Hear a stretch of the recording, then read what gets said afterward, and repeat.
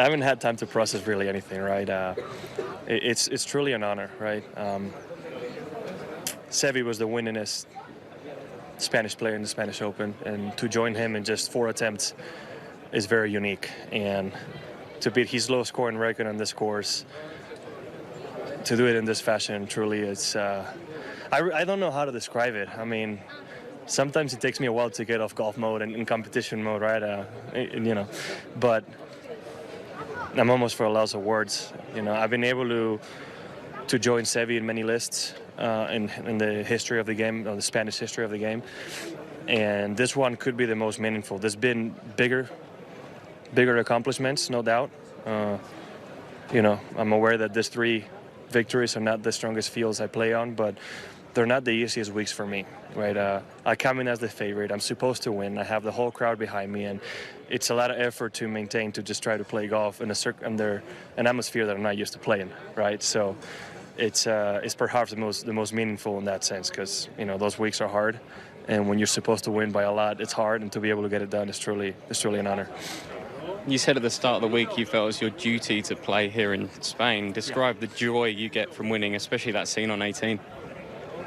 Yeah, well, I take it up on myself. Nobody's telling me this. I feel like it's something I have to do, right? I feel like I was given the torch of Spanish golf, and it's my time now to carry it and try to take it as far and as to new heights, right? Seve did a magnificent job. Ollie did amazing. Miguel Angel did incredible, and he keeps doing amazing things in the Champions Tour. And Sergio, what to say about Sergio, right? He's greatest Ryder Cup player we've ever had, and an amazing friend. So to be the one who's doing this now is incredible, and to feel the support from the crowd on that 18th hole is hard to believe. I know it's supposed to help, but in golf and individual sports, sometimes that crowd can get in your head, and it's it's something that is hard to get used to. I'm not gonna lie, and I'm proud I was able to do what I did. Truthfully, moments like this, pressure-packed moments make you better. Pressure make diamonds, and sometimes you get a diamond of a round like this one. Obviously, such a special week for him, Eamon, and you heard him there mention the crowds. They just love seeing their hometown heroes. You've got Seve here, and you've got Rahm as well. Split screen of their wins at the Spanish Open. I mean, it doesn't get much more special than this. It really doesn't. If you're a Spanish golfer, this is like being, compared to a deity out there, and Rahm was particularly noted of the fact that he'd beaten Seve's record on this very golf course as well. Yes, he was very keen to point that out. Also, another lovely moment that we saw on Sunday, Carmen, daughter of the great Seve Ballesteros, she congratulated Jon Rahm as well on the day as he equaled her father's Spanish Open record. So you always have this feeling, ever since Jon Rahm has broken out onto the scene, that he's playing for more than just the money. He's playing for more than the love of the game. He's playing for the legacy and the history, and he's very aware of his role in terms of, as he said, sort of taking on the torch of Spanish golf and taking it to new heights. And a week like that is so instrumental for growing the game, and it's something that he's very passionate about. It is, and he wears that mantle with great grace, I thought, as well, because this is not an easy week if you're a Jon Rahm, because you come as, in his case, he arrived as the world number 6, or left as the world number 5. He has all of this national pride and the idea of wanting to represent his own nationality, defend his own national Open title, even his home tour, a broader scope in terms of the DP World Tour versus just being a PGA Tour-centric golfer. So he's got all of that. And then he's showing up at a tournament where, as he said, it's not his strongest field of the year. There were only 2 guys in the top 50 in the world ranking there, which was Jon Rahm when he was number 6 and Tommy Fleetwood at number 30.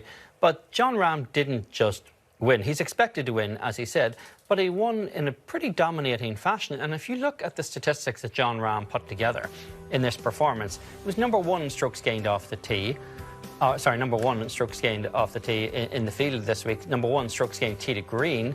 Strokes gained putting, tied for 4th. 2nd in driving distance, and 1st in putts per round. That's a pretty comprehensive performance. It's only been a month ago since he played the DP World Tour event at Wentworth, the BMW Championship. Finished 2nd to Shane Lowry, tied with Rory McIlroy for 2nd, and he shot a 62 on Sunday there as well. So this is a guy who's delivering low numbers under pressure on Sunday afternoon. And whatever doubts there were that Jon Rahm was in something, not necessarily a slump, but he had kind of flatlined a little bit this year, certainly since the victory in Mexico back in May. That's kind of been put to rest now, because this is an eminently pressure-filled week for a guy like Jon Rahm. You're right. He's certainly sort of travelled under the radar in 2022 with the win in Mexico, but not much else to sort of shout home about. He did come to life in the FedEx Cup playoffs with 3 sort of top 15 finishes, 2 top 10 finishes, which was good to see, and a strong finish. But also we have to remember off the course as well, there's been a lot going on for Jon Rahm. They've welcomed in their second baby, which has got to be a huge adjustment mentally and physically, and that has to take its toll in terms of just navigating life as a 27-year-old and a father of 2, moving house.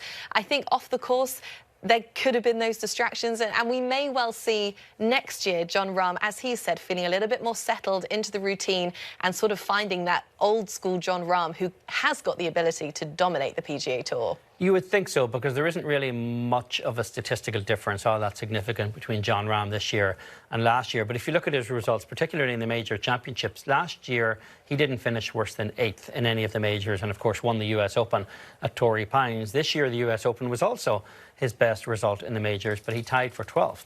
And the rest of it was, by his own standards, a pretty mediocre showing in the other 3 major championships. And that victory in the Vedanta Mexico Open back in May, it was something of an anomaly, because we weren't seeing the consistent high finishes that Jon Rahm had been showing over the last couple of years. He just seemed a little bit out of sorts in terms of his results, but he really looks as though he's rounding into form right now. And this tells you why Jon Rahm publicly said, after this vision emerged of what the PGA Tour will look like starting in 2024, when the top players will commit to 20 times a year between January and August of playing against each other in the PGA Tour, he was the one who brought out the fact that he still wants to be able to compete in Europe, to honour his home tour, to honour his home Open. And this is why Jon Rahm's doing it. It's not for an easy paycheck. He does have this sense of a legacy, or owing something to the game beyond just his own personal enrichment. And we don't see a lot of that these days, and presumably he'll get his way. I think there will probably end up being some kind of compromise in terms of what the schedule is going to have to look like for the absolute top players. But he's not going anywhere. He's planning to show up in Spain for as long as they'll have him.